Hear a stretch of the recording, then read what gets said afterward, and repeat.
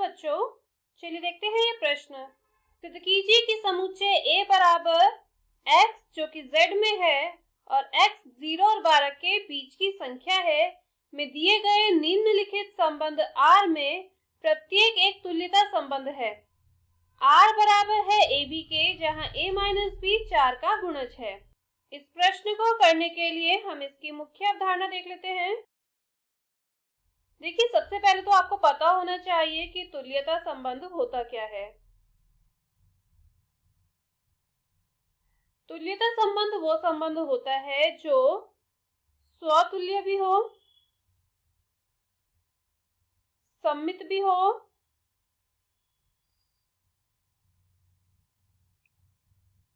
और संक्रमक भी हो। ठीक है, स्वतुल्य संबंध क्या होता है? प्रत्येक x जो कि समुच्चय A के अवयव हैं, इसके लिए जब x R में हो तो इस प्रकार के संबंध होते हैं स्वतुल्य संबंध।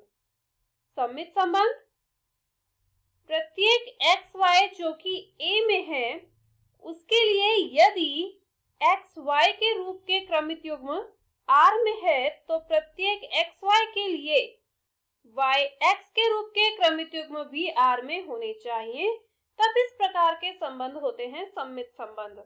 और संक्रमक, प्रत्येक xyz जो कि A के अवयव हैं उसके लिए यदि xy के रूप के अवयव R में है और yz के रूप के अवयव भी R में है तो xz के रूप के अवयव R में होने चाहिए, तब इस प्रकार के संबंध होते हैं संक्रमक संबंध। ठीक है, तो चलिए अपनी इस मुख्य अवधारणा का प्रयोग हम इस प्रश्न को हल करने में करते हैं, जहां पे A बराबर दिया है एक समुच्चय जिसके अवयव है x और वो है पूर्णांक, जहां पे x 0 से बड़ा या बराबर और 12 से छोटा या बराबर होगा। मतलब आप इसको रोस्टर रूप में इस प्रकार से भी लिख सकते हैं, A बराबर 0, 1, 2, 3, 4, 5, 6, 7, 8, 9, 10, 11, 12, ये सभी पूर्णांक इसमें आ जाएंगे। ठीक है, और R एक संबंध दिया है जिसमें A B के रूप के क्रमित युग्म है, जहां पे A माइनस B 4 का गुणज है। अब हम देखते हैं कि क्या ये संबंध तुल्यता संबंध है। तो पहले हम इसको चेक करते हैं स्वतुल्य के लिए कि ये स्वतुल्य है या नहीं।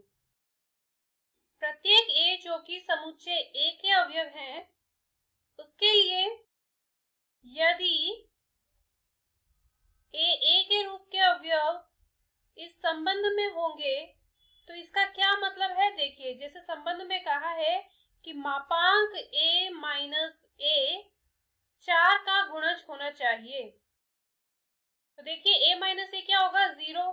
क्या 0 मतलब 0 4 का गुणज होता है?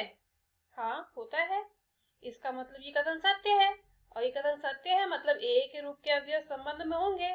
इसका मतलब R स्वतुल्य संबंध है। अब हम देखते हैं सममित के लिए। सममित में क्या होता है? प्रत्येक AB जो कि समुच्चय A के अवयव है, इसके लिए यदि AB के रूप के अवयव संबंध में है तो इसका मतलब मापांक A माइनस B 4 का गुणज है, ये दिया हुआ है। अब ये बताइए, अगर हम यहाँ से माइनस कॉमन ले लें तो इसको B माइनस A लिख सकते हैं, तो ये भी तो 4 का गुणज है। हमने इसमें कोई चेंज थोड़ी किया, सिर्फ माइनस को कॉमन ले लिया। अब मापांक के अंदर कोई ऋणात्मक संख्या भी धनात्मक होती है, इसका मतलब आप कह सकते हैं कि B माइनस A 4 का गुणज है। और क्योंकि B माइनस A 4 का गुणज है तो यहाँ से हमें ये पता चल रहा है कि B A के रूप के अवयव संबंध में है ना। A B जो कि R में था उसके लिए B A भी हमें R में मिला है, इसका मतलब R कैसा है, R सममित संबंध है। अब हम चेक करते हैं संक्रमक के लिए। तो यहाँ पे हम 3 अवयव लेंगे, प्रत्येक ए बी सी जो कि ए में है, इसके लिए यदि ए बी आर में है तथा बी सी आर में है, ठीक है। तो यहाँ से हमें क्या पता चल रहा है कि मापांक a माइनस बी तथा मापांक b माइनस सी दोनों ही 4 के गुणज है। अब ये बताइए, अगर ये 4 के गुणज है तो क्या आप ऐसा नहीं कह सकते कि a माइनस सी 4 का गुणज है?